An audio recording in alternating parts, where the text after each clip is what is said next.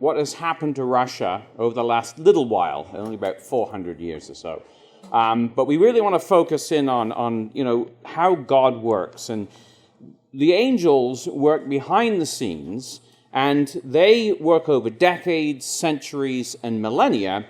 And we kind of observe events in our sort of finite little 70-year span of life, but they're working all the way through. And Russia has been in the prophetic incubator, so to speak, for millennia now. And so we hope to examine how the angels have been working with Russia over the years to bring it to the crisis that we see developing today. So we looked at that passage in Habakkuk yesterday, chapter 2, how that he was to write the vision, to make it plain, but that he was also told that though the vision tarry, wait for it, because it will surely come, it will not tarry. So when we look at the prophetic words, sometimes things seem like they're just not happening. But this has always been the case from a prophetic point of view. If we were just to consider Daniel chapter 9, Daniel, at the end of his life, he's been in Babylon now for some 70 years, he understood by books, and the books, of course, is the word of the Lord that came to the prophet Jeremiah, the number of the years that he would accomplish 70 years in the desolations of Jerusalem. So for him, that was his entire lifetime, that Jerusalem would be desolate, and then God would bring about the return of the Jews to the land, which, of course, we read about in the later chapters of Daniel, the prophet, and Ezra and Nehemiah. And, of course, he goes to the lion's den, not as most Sunday school pictures depicted as a 40-year-old, fairly robust, but he's something like 87 years old. So if you're getting on in years and you're in your 80s, watch out for lions, because that's usually when they show up, right? So in our sort of finite sort of time span, we just don't always necessarily see things the same way. And it's when Cyrus become king that he has the vision in chapter 10 of the appointed time being long. And it's the 70 weeks prophecy, day for a year principle. It's 490 years, beginning around 456, going to 33 AD. And so we find at that point in time, there are people like Anna and Simeon who are looking for the consolation of Israel. They've been doing their Bible study, they recognize this prophecy, and they realize Messiah should be coming sometime around now. And they are looking for that, but that was almost half a millennia that had rolled out since basically this prophecy had been given.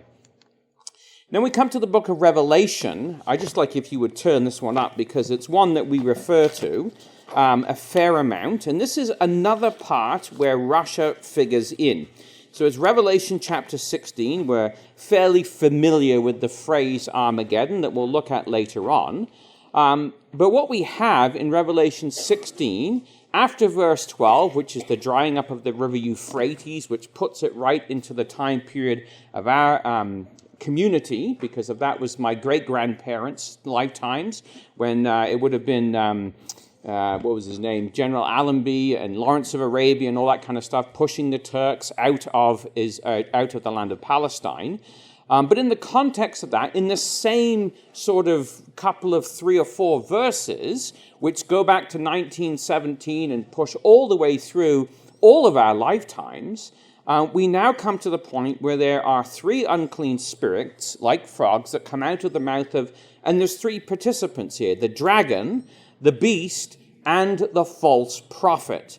And what they're going to do is gather the nations together to the battle of the great day of God Almighty. So there are 3 players at the end of time that are going to be working in gathering the nations together to the battle of the great day of God Almighty. Now, as Christadelphians, we've identified the dragon in this this piece in Revelation as being associated with Russia. And of course, as a young person, I was like, well, how exactly do we get there? Like, how all of a sudden does the dragon in Revelation 16 become Russia when in Revelation 12 everything all fell apart? So just to do a little bit of background, if we think back to Daniel Daniel chapter 2, we have, of course, the image where we're given the beginning. Thou art this head of gold, and then the Medo-Persians, the Greeks, the Romans, and, the latter-day European confederacy. Daniel was told this is what's going to be in the latter days, right? So we know that this image begins in Daniel's time, and it spans the whole 2,600 years right the way through till the latter days where we live. And so what we're looking at is the colossus of the latter days.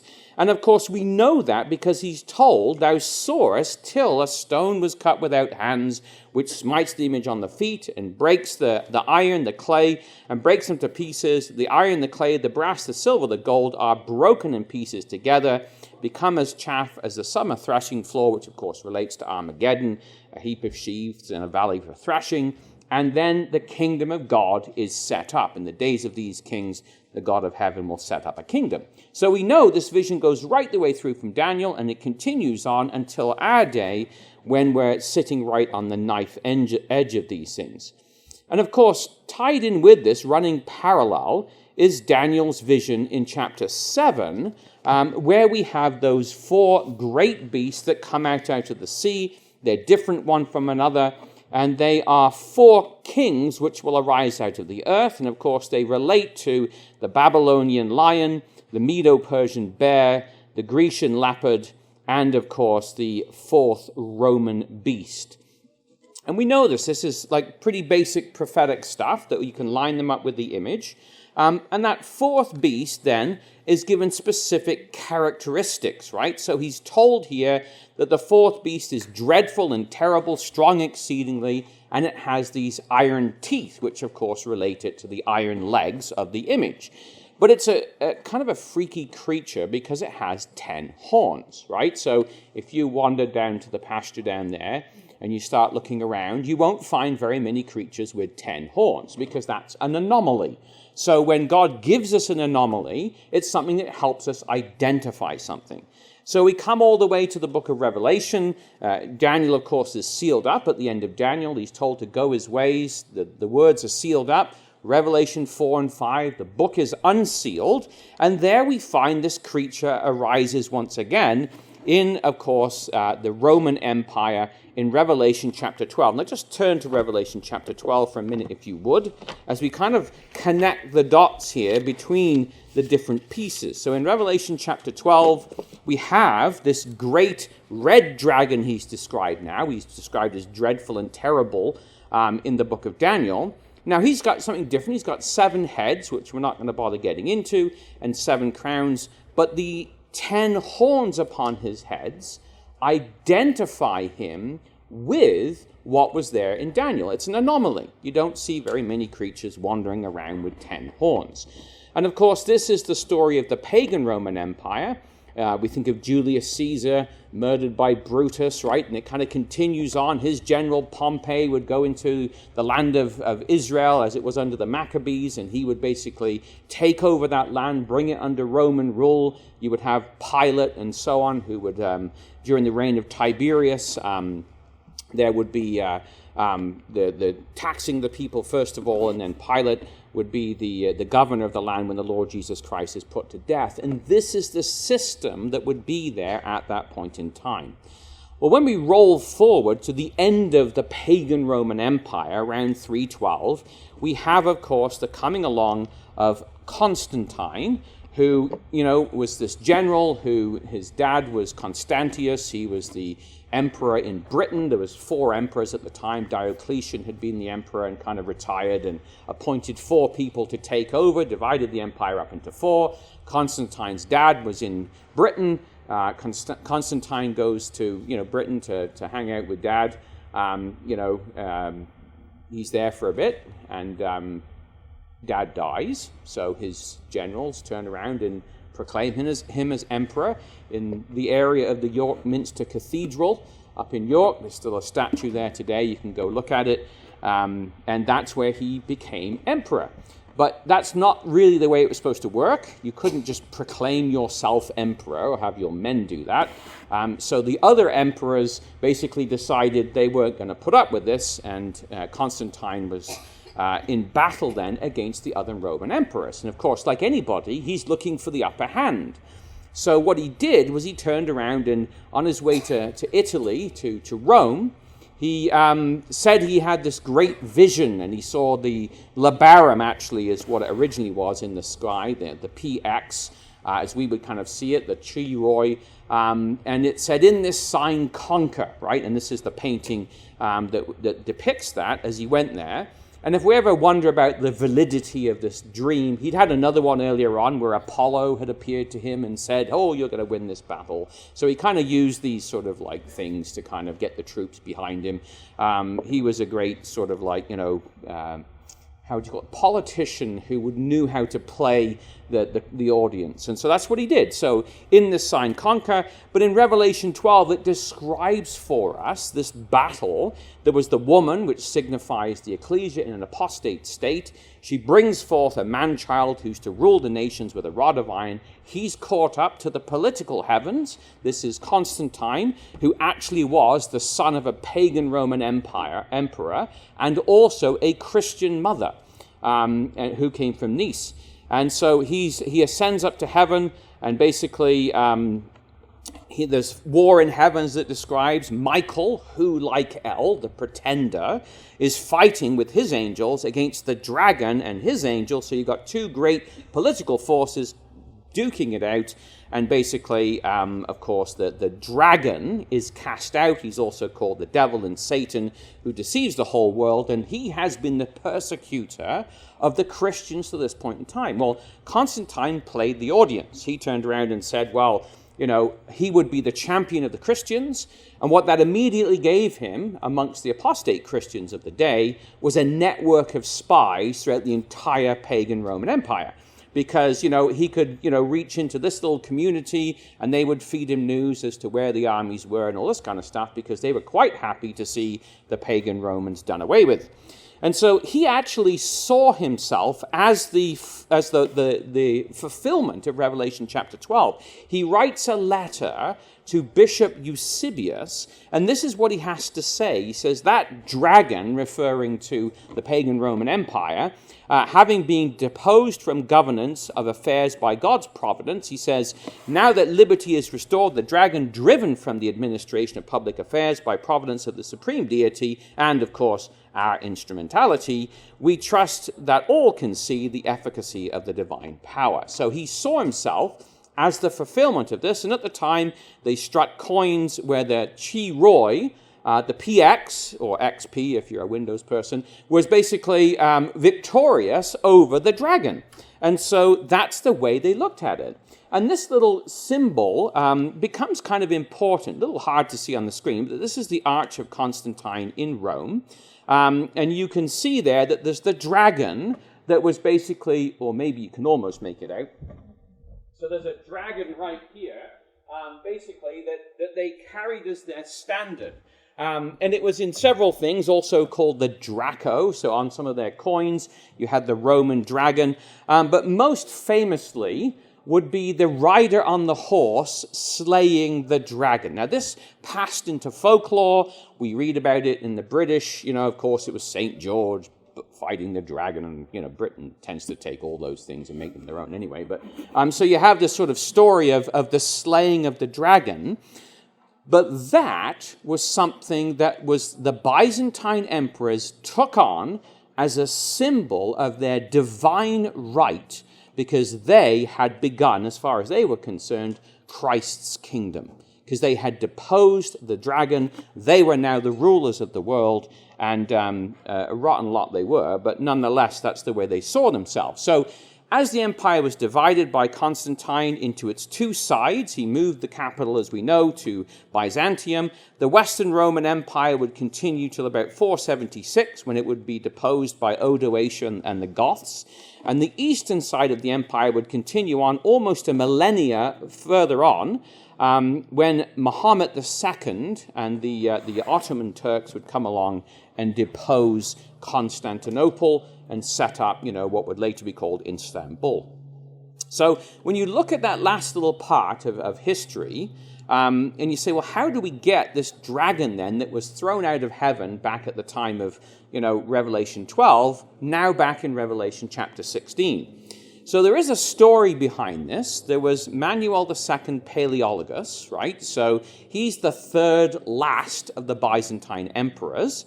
And he has 3 kids, John the 7th, who dies. And then there is Constantine the 11th. Both, interestingly enough, the first Roman Empire was a guy named Romulus. The last Roman Empire was a guy named Romulus. In Constantinople, the first emperor was Constantine. The last emperor is Constantine. Just kind of an interesting, fact. But God sort of closes the bookends on this. He's the last emperor.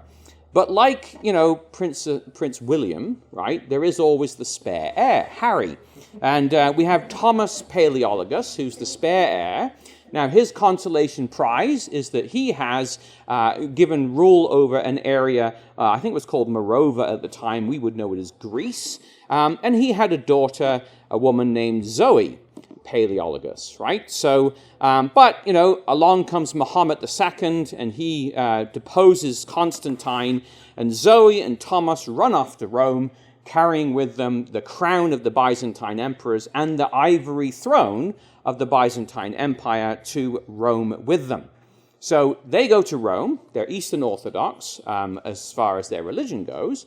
But the Pope's like, well, we could actually use this. So at the time, Pope Paul II decides that he's going to marry off Zoe, who he changes her name to Sophia, because that's more Russian sounding, right, to Ivan III, who's been newly widowed, so that the Vatican can get a little bit of influence with the Russians, right?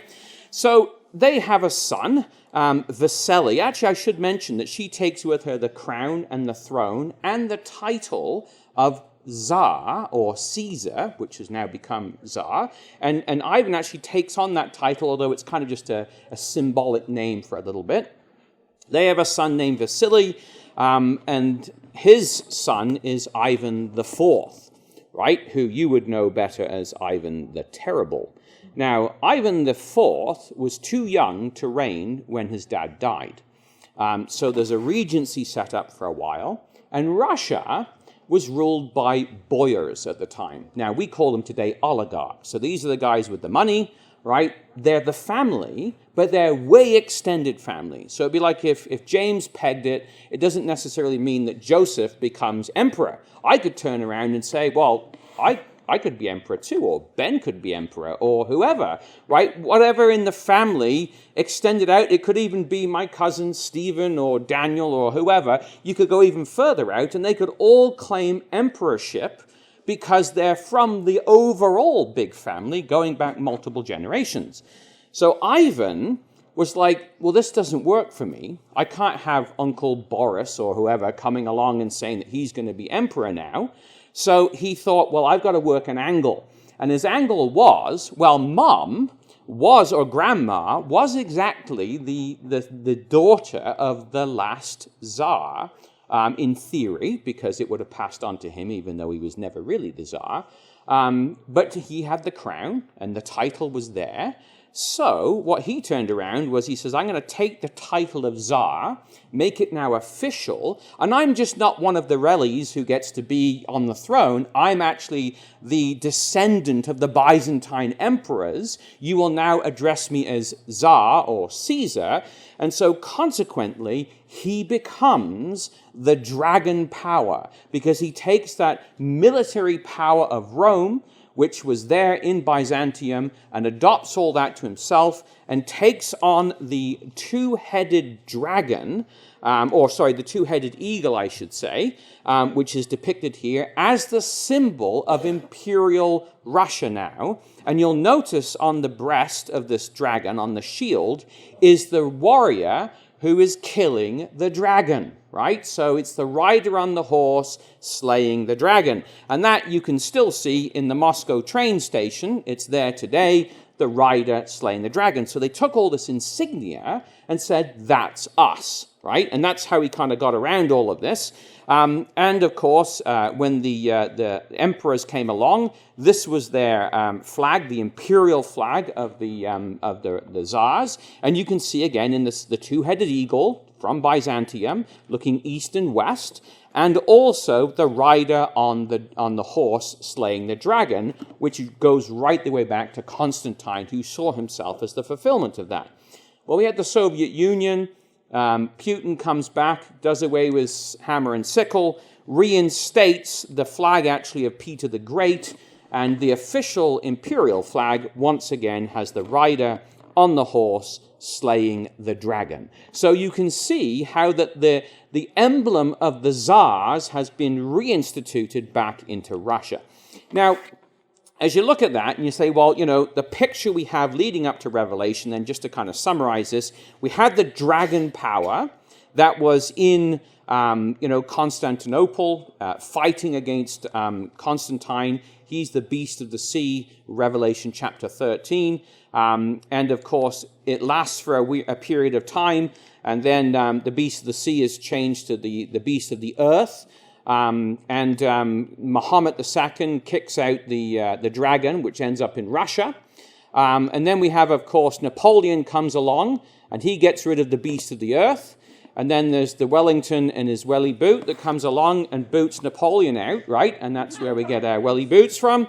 And then you have, of course, appearing in Europe, the false prophet after Garibaldi gives basically the papacy its own city. So there's a couple of city-states. I think Luxembourg is one of them. Monaco might be the other. And, the only other one is Rome. The city sitting on the seven hills. And so you have then basically the European beast that now has re-arisen, as we read about in Revelation chapter 17. So when you read in 16, then you've got the dragon, you've got the beast, and you've got the false prophet with its modern day leader, which would be the Pope that we see today. So that's kind of like how you got to Revelation 16, and all of a sudden we got this dragon reappearing in the narrative here. So there's the dragon, there is the beast, and there is the false prophet, and they're all working to gather together to the battle of the great day of God Almighty. What's fascinating, though, is how the angels have been at work in preparing this dragon. Turn, if you would, to Daniel chapter 11, because you have these parallel prophecies. We've got Ezekiel 38, talks about the invasion. We've got Joel chapter 3. We've got Zechariah chapters 12 and 14. And then we also have Revelation 16. And they're all talking about the same event, which is the great day of God Almighty, the battle of Armageddon. Now, when you come to Daniel, chapter 11, we're told the time frame in verse 40 is the time of the end. And we have the king of the south pushing at the him there, which of course we know is Turkey. And, early Christadelphian community identified that the Ottoman Turks would be booted out of the Middle East and Britain would take over for a period of time there. But we're focused on this next phase to this. The king of the north will come against him, which is the same Turkey, like a whirlwind with chariots and horsemen and many ships, and he's going to enter into the countries and then overflow and pass over. So when I was trying to connect, how do you get from the dragon to, of chapter 12, where he gets booted out, and then he reappears in chapter 16, there was a little phrase here that kind of jumped out at me, with many ships. Because when Ivan III married Sophia, right, that's what Russia looked like. This little blob on the map right there. Now, I don't know if you can notice the problem with this, right? The phrase, with many ships, back in 1462, just prior to the end of the Byzantine Empire, before Columbus sailed the ocean blue, there's a problem, is that they're completely and absolutely landlocked. So you can sort of think about the angel sitting around going, this doesn't quite work, because there is no many ships that you're going to get from Russia to push into this area. So what they did was they turned around and they got to work with Ivan III. So he goes and he takes over a place called Novgorod to the north in 1470. He revolts from the Khan, So Russia was under Genghis Khan's descendants, the Golden Horde that came and overran it, and the kings of Russia had to pay tribute to the Mongols. Well, they kind of decided under the Ivan III, this is the end of this, and this is a picture of him ripping up the letter and standing on it. And so he and his son Vasily, basically between the two of them, by 1505, had extended Russia all the way to the north, and finally they bordered on an ocean. The only problem is it's the Bering Sea in the very north, which is kind of like Prince George, Saskatchewan. It's, winter, 7 months of the year. Well, it's a bit of an exaggeration, but up there it is. And so the sea freezes. So if you're going to be a mighty maritime power, it's like, all right, everybody run to the boats, sail around for a couple of months, now put them in dock because it's all frozen solid, right? So it didn't really work. Now, there was a descendant of Ivan III. This is about 88 years after Ivan the Terrible comes along. There's this young 15-year-old named Peter the Great. And he's the Tsar, but there is a problem, is that he's too young to be Tsar. So he runs around to the estates, kind of like the royal family today, going off and playing polo here and skiing there, whatever they do. Well, he went off to his uncle Nikita Ivanovich Romanov's estate. He was one of the Romanovs, and bored as all get out. Tea with grandma in the drawing room, kind of thing. He's like, stick this, and he went out to the barn, poking around and having a look, and discovered, which you can hardly see up there, this boat. But this is the actual boat he discovered, and it was actually a gift from Queen Elizabeth I to his great-grandfather. And it was a boat. And he was fascinated by this, as most 15-year-olds would be. Like you go to Granddad's place, and you're in the barn pulling out the old motorcycle. I can remember going to the Rosenos down in Nanaimo, bored out of my mind, and trying to fix some car or something to get it to drive so we could drive it around the block up there. That's the kind of thing that you do, right? So he took out this boat and had it rebuilt. And was fascinated by the Navy. So this is actually a statue of him, because when he became fully Tsar, for the first little while, he appointed a fake Tsar in Russia to rule for a bit, because he was kind of, I don't want to sit on a throne and sign papers. So he actually went to Denmark, and they didn't have Facebook or social media then, so he put on a disguise, dressed up as a sailor, and went and worked in the shipyards, learning how to build ships, because he didn't want just one little boat, he wanted a navy. And so he learned how to build ships, and in fact, he went further than that.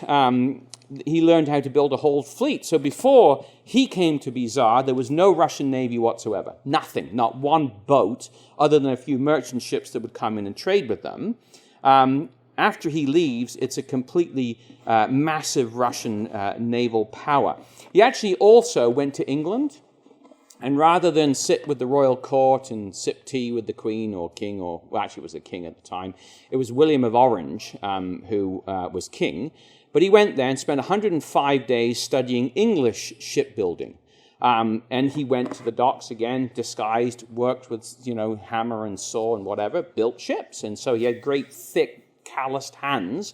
He wasn't one of these little pansy kind of Romanov Tsars that you see later on that, you poke them, they bleed, and that's the end of them, He was somebody that was out there, hammer and saw, learning how to do all this kind of stuff. By the time he left, there was 28,000 men serving the Russian Navy with 49 ships of the line, so these are the big HMS Victory type ships, and over 800 smaller vessels, right? So this is what he did. But there was a problem for Peter the Great, and that was the only port he had was up in Archangel, up in the Bering Sea and the White Sea up there, which was frozen most of the year. So he was like, well, I don't like this very much. So he decided we should attack the Crimean area and establish ourselves down there so that we can have a navy in a warm water port on the Black Sea. Well, he did that, and he won.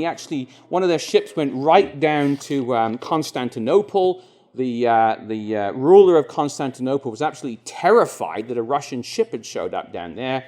So they mustered their forces anyway, and they fought against Peter, and they kind of kicked him out, and it was a short-lived victory. So he was like, all right, so now what am I going to do? So then he set his sights on the other side, this is into the Baltic Sea, and decided he would go fight there. So this is the actual fort in the Sea of Azov, in the Black Sea area, what we would call now Ukraine, Rostov-on-the-Don. So that's the river Don. Remember the Don and the Danube, and the Don was the area where the Scythians are.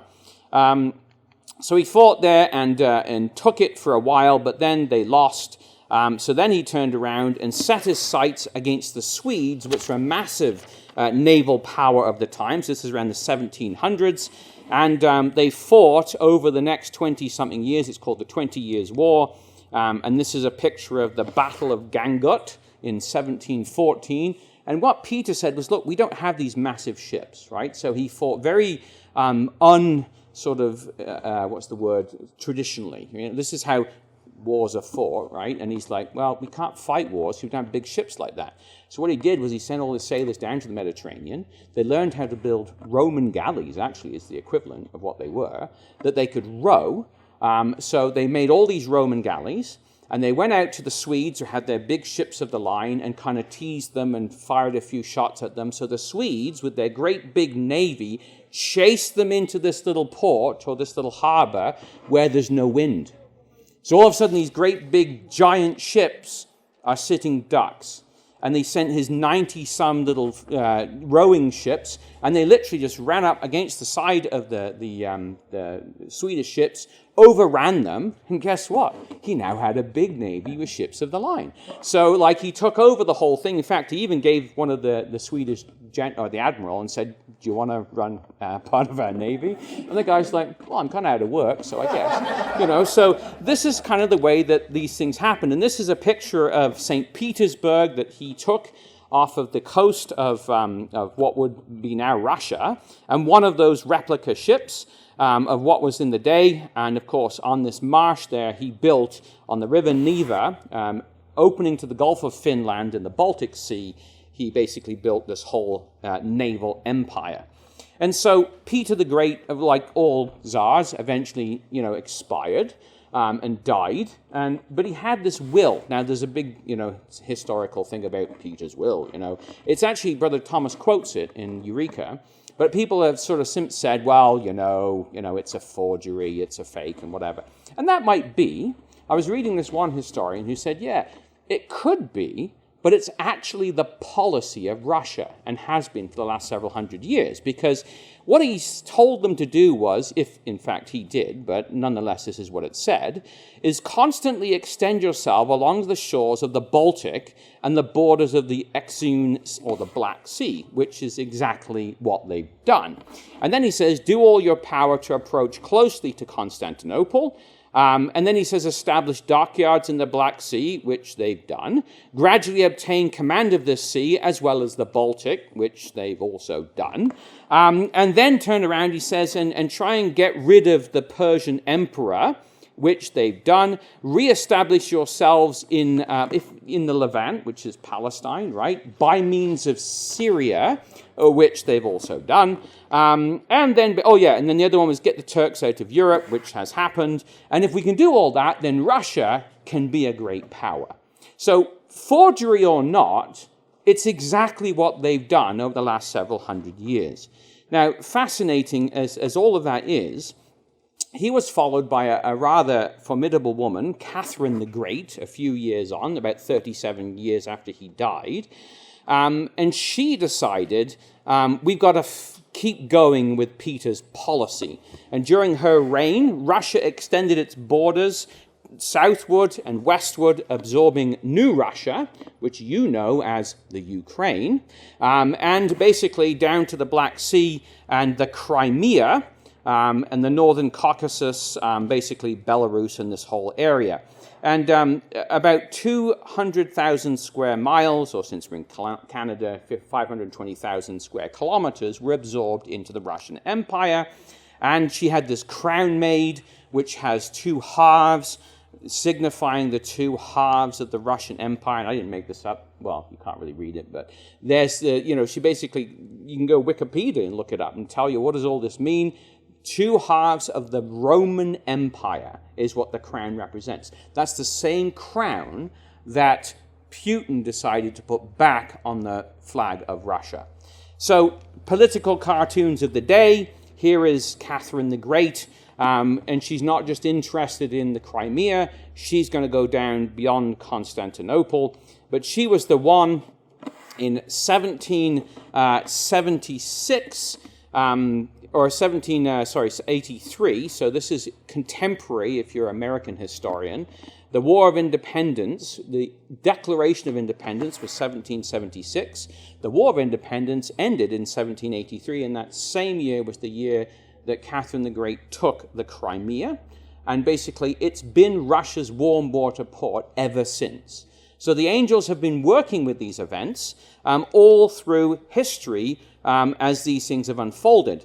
Later on, Tsar Nicholas I decided that, we got all these Russian, citizens in Palestine, and we need to protect our Russian citizens in Palestine. So he launched this war to go down and take a whole bunch of the Ottoman Turk area and wanted to go all the way down to Palestine. Never made it, but it's called the Crimean War of 1853 to 1856. The British, Canadians, British Dominion of Canada, all fought against him. How do I know that? Well, you go to a park in Brantford, and there's a cannon from the Sevastopol Battle of Crimea. And Josiah and I, they were there one day, and we're like, well, that's cool. Stand on that cannon, let's get a picture. And he's like, there's a two-headed eagle on this, Dad. And I'm like, that's Russian. So I looked it up, and sure enough, they're in Guelph, they're in Kitchener, they're all over the Parliament building in Toronto. They took all these cannons back because Canada fought in the Sebastopol War, the Battle of the Crimea. And Russia has always had this idea that it wants to be dominant over the area of Constantinople. In fact, you can sort of make it out there. You've got this is the Kremlin, and you've got the cross over top of the crescent moon. And that's the idea that Christianity one day will be victorious over Islam. So this whole idea of Russia being the friend of the Arabs is just kind of a ruse. They are no friends at all. They are just using the Arabs for their own purposes until they get what they want.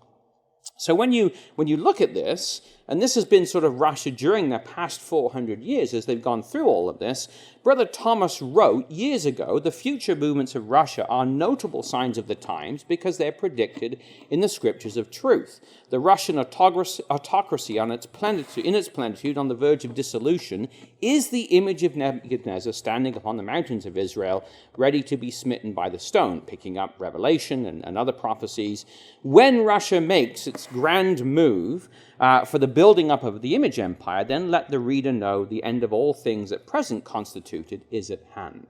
And that's the era that we live in, is when Russia is starting to make that grand move. Well, of course, Brother Thomas wrote at the time when Russia was ruled by the Tsars, and he actually sent a copy of Elpis Israel to Nicholas I, Tsar of Russia, the guy that pulled off the Crimean War.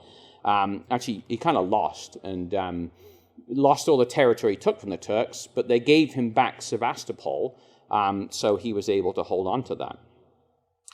But reading Ezekiel chapter 38, where you've got Gog of the land of Magog, the prince of Rosh, Meshech, and Tubal, he's got associated with him different nations like Persia, Iran, Ethiopia, Libya, all with them, with shield and helmet. And we also have Gomer and all his bands, the house of Togarmah of the north quarters and all his bands, and there are many people with him. So this is, as we look at the map of Europe, this is where Russia sits. We know from prophecy that, you've got Tarshish and you've got Sheba and Dedan and the mercantile powers that are going to be outside of this dominion. But we know that Rosh, Meshech, and Tubal, as we looked at yesterday, in the land of Magog, all fall under this dominion between the river Don and the river Danube. And then, of course, we have the Gomerites and the rest of the Confederacy that is going to be with Russia in the latter days. That's the picture that the scriptures give us. That's the end game. Now, how we get from here to there is the interesting story, because sandwiched in the middle, between the Northern Confederacy and the South, is the hymn of Daniel chapter 11, which of course is Gomer. And Brother Thomas wrote this little booklet called Anatolia, Russia Triumphant and Europe Changed, later renamed to the Exposition of Daniel, basically saying these are the events that have to take place. Now just follow with me if you would. It's a little difficult to see perhaps on this map, but there's the area in the middle during Ivan III's reign. So you can see it right there. That's where it began. And then it expanded out later on. Vasily took a whole lot more territory, as we said. They got up to the north. And then along came Ivan the Terrible. He pushed south, got rid of a lot of the Tartars out of there, the Mongol remnants. Peter the Great pushed all the way to the east and took much of that pure area of the east. And then we had Catherine the Great. She focused a lot on Europe and pushed south as well. Nicholas I also took a huge amount of area, and this is basically about the extent of the Russian Empire at this point in time, and then there were some lands that they took after Russia defeated the Soviet Union. But of course, the Tsars would come to an end with Nicholas I. He's the last Tsar that would reign. And of course, along would come Vladimir Lenin, and the trio of Lenin and Trotsky and Stalin. Trotsky, of course, was a Jew, so we can't have Jews involved in anything here, so we got rid of him. We had him assassinated. And the two that were left, of course, well, Lenin died, but Stalin took over. He had Trotsky assassinated. And we kind of went through this role of the Cold War. So you would have some unknown people like Malenkov, but people like Khrushchev, like the Bay of Pigs and Kennedy and the whole Cuban Missile crisis. And then we had Mr. Eyebrows, Brezhnev, who, parallels my great-grandfather for those big bushy eyebrows. And then we moved on to, Andropov, which, if you're getting closer to my age, you might remember this guy. He was kind of a sickly dude. And then Chemenkov, who just lasted a year. And then, of course, the last of them was Gorbachev, who was 1985 to 1991. So this was the time period when Russia had expanded. So the Soviet Union, when it sort of began to grow after the Second World War, took in all of Ukraine, Belarus, all of Estonia, Latvia, Kazakhstan, right the way down to bordering on Iran and China. They added to that what was called the Warsaw Pact, which was Eastern Europe, half of Germany, Poland, Romania, and so on. And then they had their states that they were friendly with. You had China and Mongolia for a good period of time. And then you had Syria and Iraq, who sided with them. We had, of course, the Korean War, where you had North Korea. And then once the Americans lost in Vietnam, you would have other nations join them, but you had Egypt, you had, China dropped out for a while there, kind of like fell out with them, but you had all of the Vietnam Peninsula and Cambodia. All of those places fell under sort of Soviet hegemony, and they were involved in the Middle East. In fact, this was a book written by Michael Oren, who was once the ambassador to U.S. from Israel. And he said during that time period, the Soviets invested about $2 billion. I remember going back to 1956, 1,700 tanks, 24 pieces of artillery, 500 jets, and all these advisors into the Middle East trying to stir the situation up because they wanted to kind of cook up a war, keep the price of oil high, because that's what their economy ran on. And so they continued to grow. You had, of course, Libya. When Gaddafi came to power, they were the first people to recognize him, and Sudan. And then when the Ayatollahs took over in Iran, or Afghanistan, I should say, they recognized, not Afghanistan, Afghanistan actually fell to a communist group. But when the Ayatollahs took over in Iran, they were the first to recognize them as well. And this was kind of like, for me, childhood Europe, right? This was kind of the way it looked, and the world, by the sort of beginning of the 1990s, they had 467,000 personnel, over 1,000 ships, 1,172 aircraft, 5 aircraft carriers, helicopter carriers, and so on.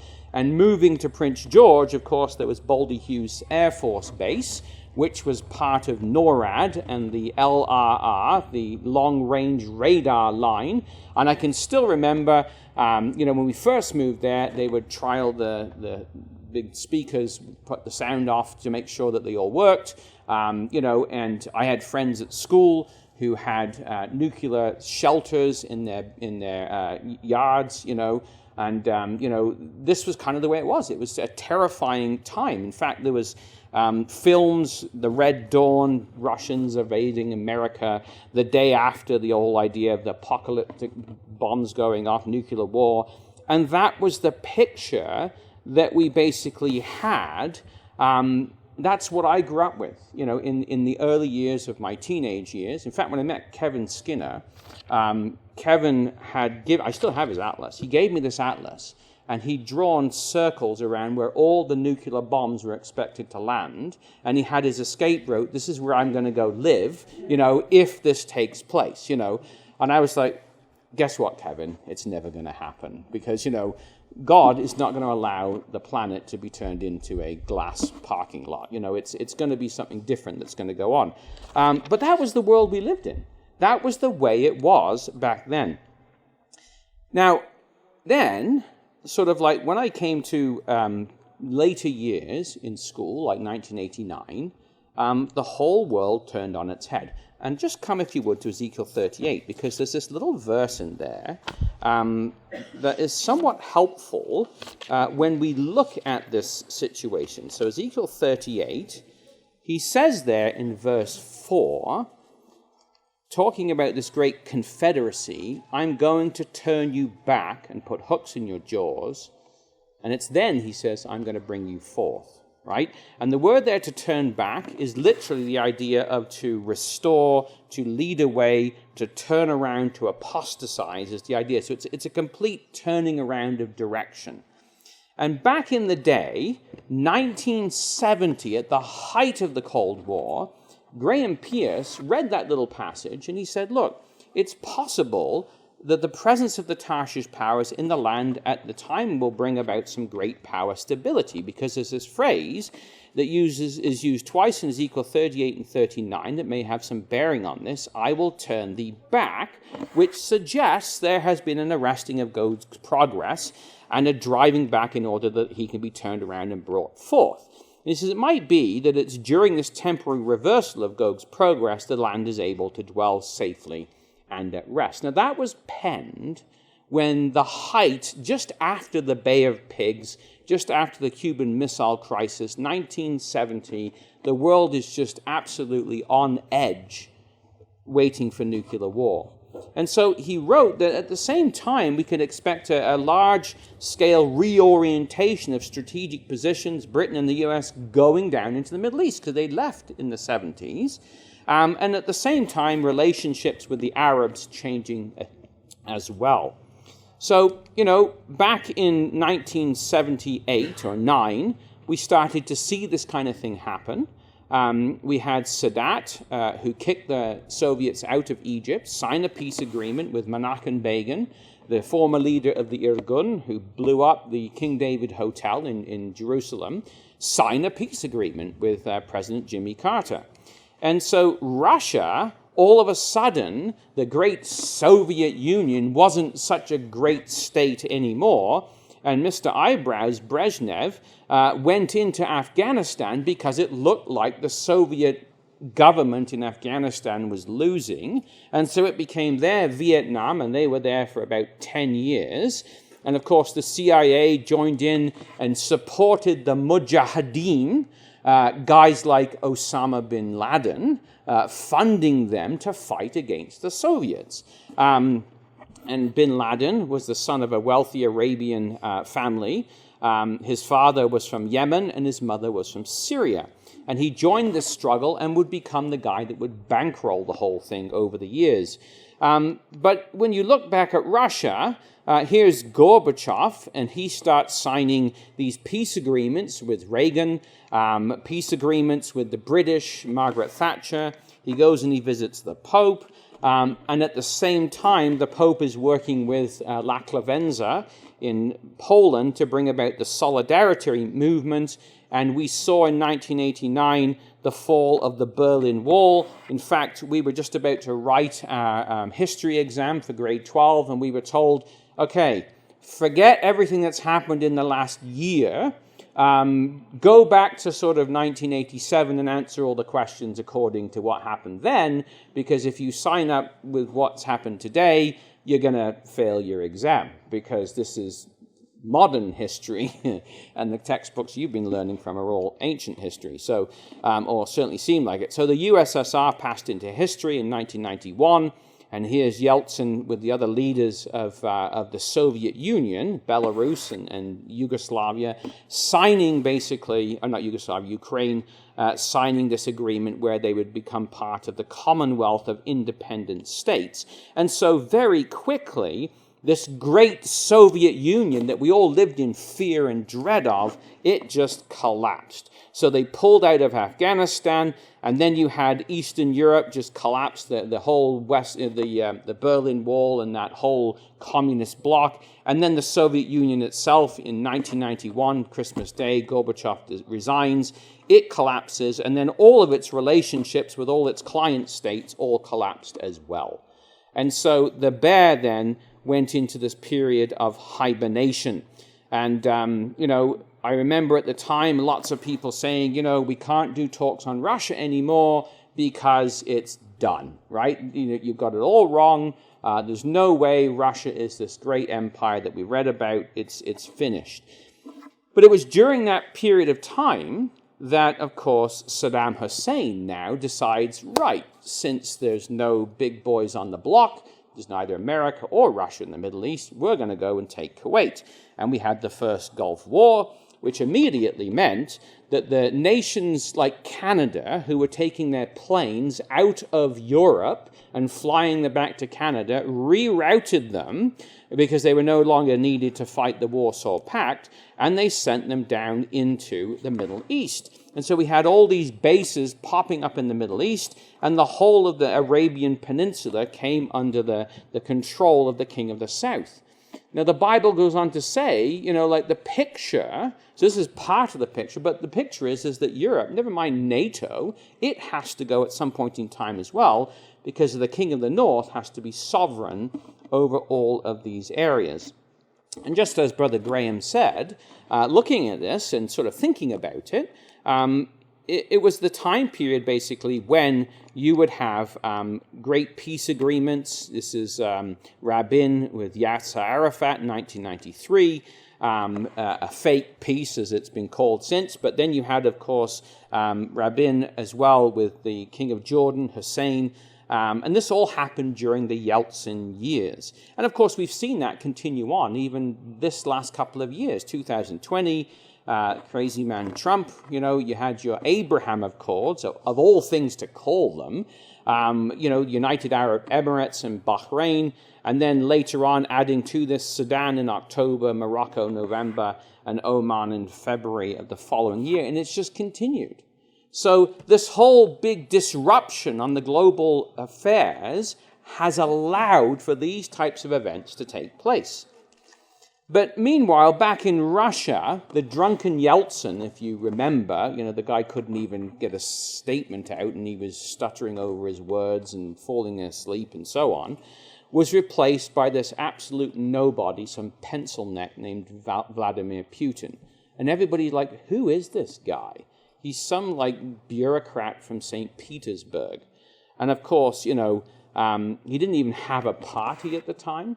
So they kind of put him in power because we need somebody. And the oligarchs all did this. They kind of said, well, we need to shove some pencil-pushing, guy into power so that we can control him. Or so they thought. So they shoved him into power. They created a party, made him the head of it, and he became the president of Russia. And during this time, though, Russia was still in a disaster. The rusting fleet up in the Bering Sea, it was a nightmare that was going on for Russia. And in America, conversely, we had George Bush coming into power, who ran on a policy of isolationism. After Bill Clinton and all of his work in the Middle East, he says, that's it, we're pulling out. His statement was, we will not be permanent peacekeepers dividing warring parties in the Middle East.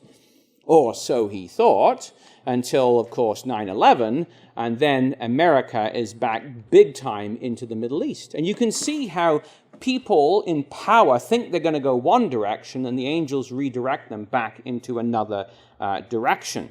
And so it was, of course, during this period of time, you had different nations like Tajikistan and others that would fall under Russian hegemony, but 9/11 comes along, Uzbekistan, Afghanistan, and eventually Iraq itself would all fall under American control or influence, right, for this period of time. Well, that's not the picture of Ezekiel 38 either. So it all seemed to be upside down and backwards.